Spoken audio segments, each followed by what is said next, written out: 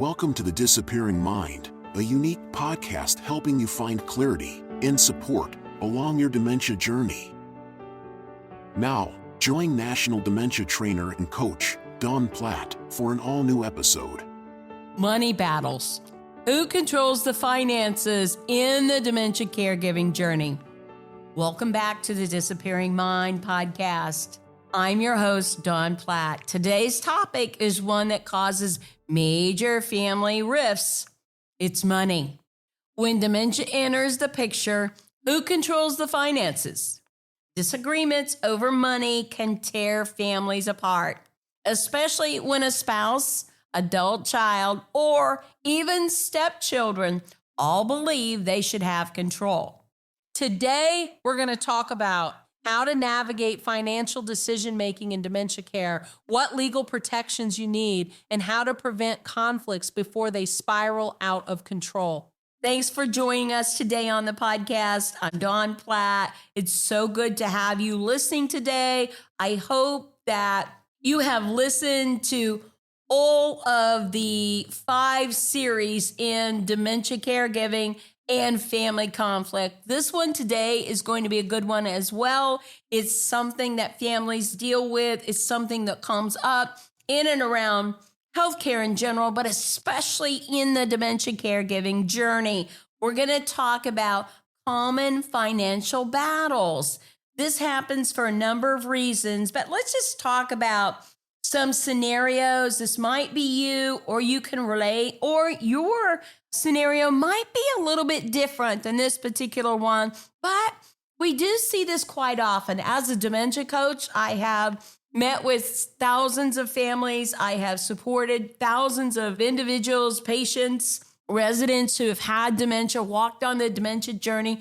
We have blended families. We have second marriages. We have so much going on in this scenario, and it happens.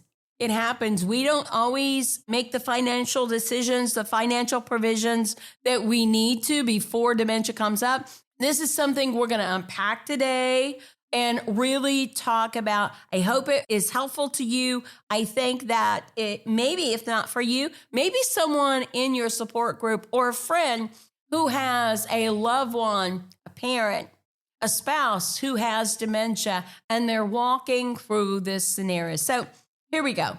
Dad has dementia. His second wife, Linda, has been managing his finances for years.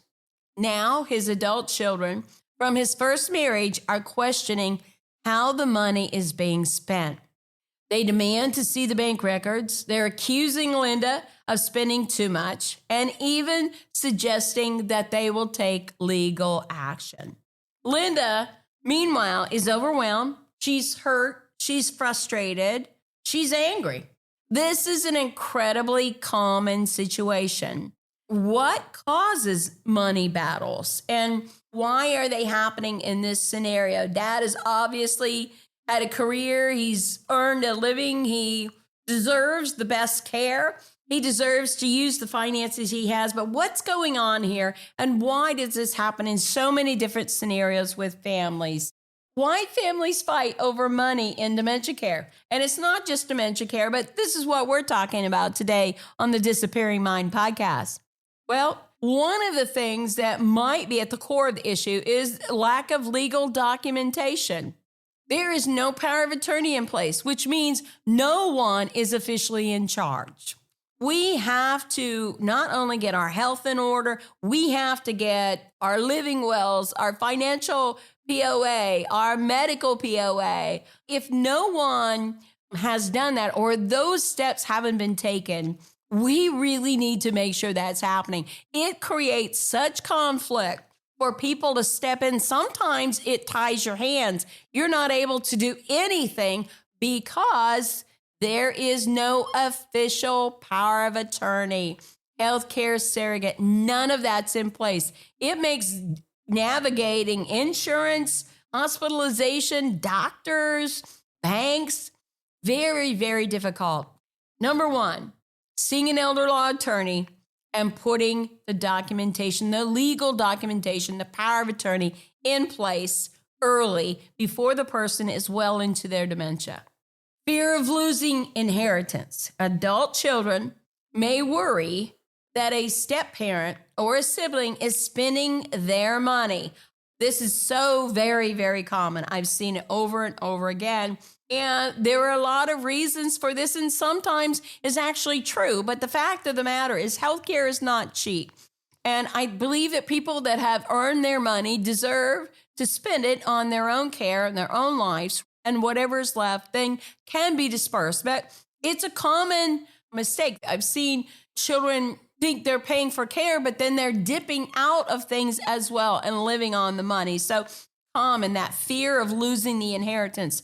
They may have a misunderstanding of care costs. I don't know how many of you are really aware of what it costs to have healthcare come into your home health, private duty health, or to live in a senior living community. And one of the most expensive is to live in a nursing home. Very, very expensive. So they may have a misunderstanding of care costs. What is covered, what is not. I think a lot of people assume that the state or Medicare or Medicaid will pay for everything, and that's just not the case. Understanding healthcare costs and really educating yourself and the family on the cost of care.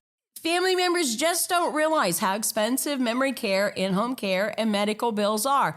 Very, very expensive. A trip to the hospital can cost you thousands upon thousands of dollars. Really could be at the crux of what is going on here.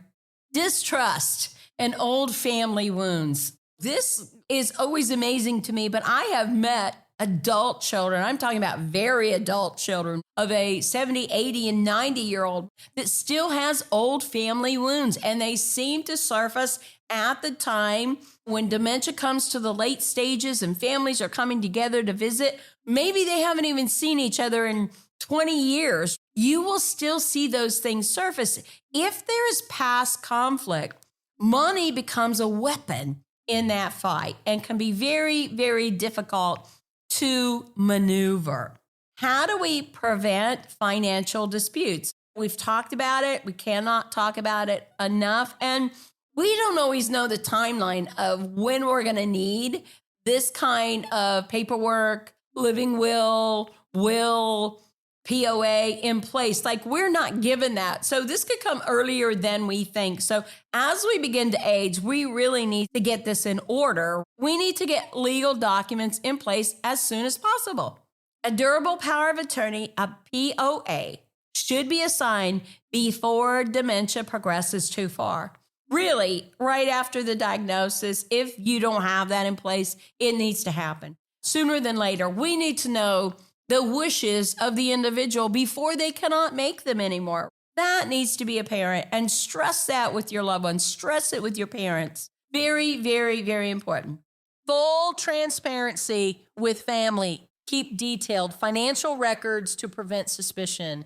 I think that this is really important and may not always be necessary. Some families don't even have a say in anything, but go ahead and keep these records just to prevent suspicion, to be on the up and up. Regular updates to involve family members in what's going on in healthcare decisions, healthcare costs, medications, doctors, equipment, those kind of things can also reduce accusations of mismanagement.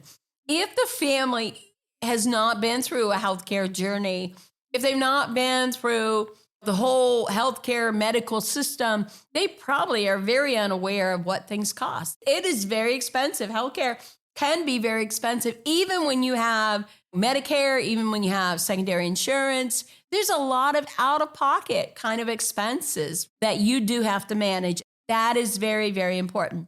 Setting clear spending expectations, discussing what money will be used for, such as care costs, home modifications, respite care, all of these kinds of things. I mean, general conversations, if this is immediate family and you find this important and you feel like you need to do this, this is the kind of things that you're going to want to talk about, not only so that they know what you're spending, but it really kind of sheds a light on everything that you're handling as a caregiver. It's really important that people understand the cost. As a caregiver, one of the things that can be overwhelming is that whole financial piece. How am I going to provide care for mom or dad when they don't have anything but their little retirement and their Social Security, when the cost of memory care can be astronomical? If we're not planning ahead, if we have not taken care of our retirement and our finances,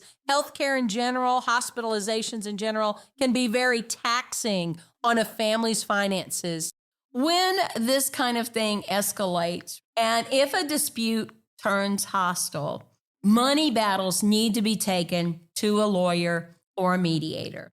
It just becomes, when we're talking about money, folks, it just becomes, you really need a negotiator.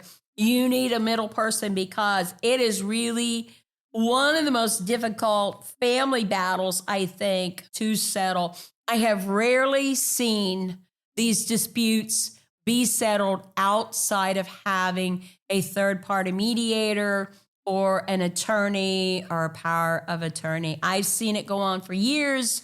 I have seen people won't come to visit at the same time. I've seen families fall apart. I have seen this over and over. Money battles can be hugely difficult. Seek attorneys to make sure that you're doing the right thing in the right way. And you may not always win this battle. It may not always be resolved, because battles around finances can be hostile.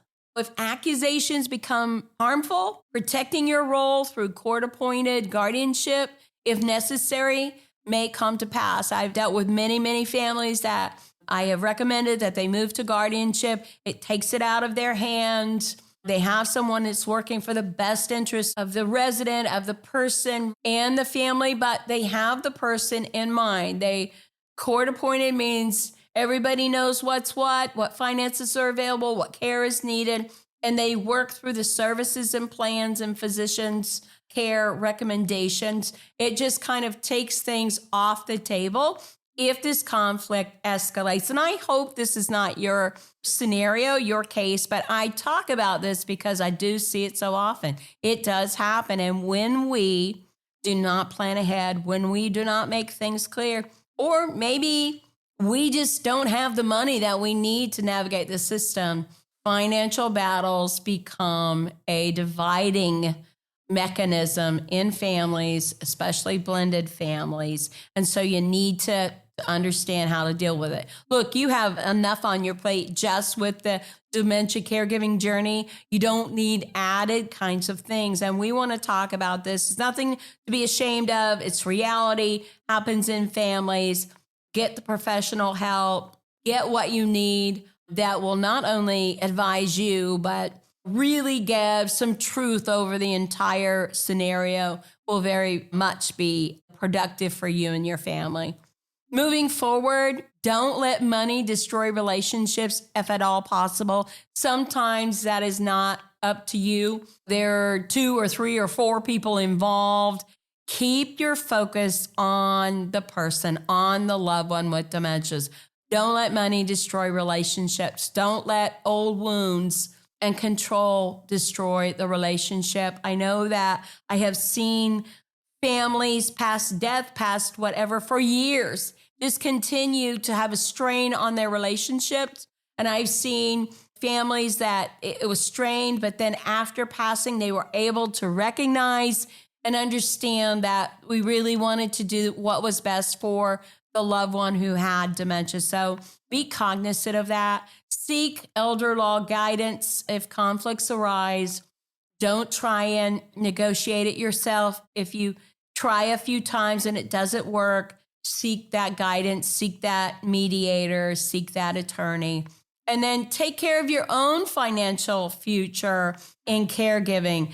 Here's something that a lot of families go through, and I want to point this out. Taking care of your own financial future, because caregiving can be expensive. I see this in a lot of adult children, that they will dip into their own finances in order to not spend the finances of the parent or the person who has dementia. And that's what they earn their money for, and that's how it should be spent. You do have to guard yourself. You are not financially responsible unless you want to be. It is not carved in stone that you're the one that's going to have to do this. I have seen adult children literally go into debt and lose their marriages because they have tried to take this on themselves. They have tried to pay for things, and it has really caused conflict in some cases, even regret in other cases. And I think that it's really important.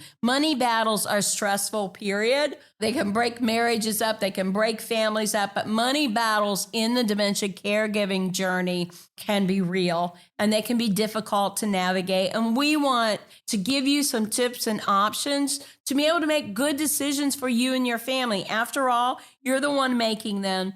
And I hope that by planning ahead and setting legal protections in place, you can prevent many of these conflicts that we've talked about in this dementia caregiving and family conflict episode series. I think that we've talked about real scenarios and things that people face.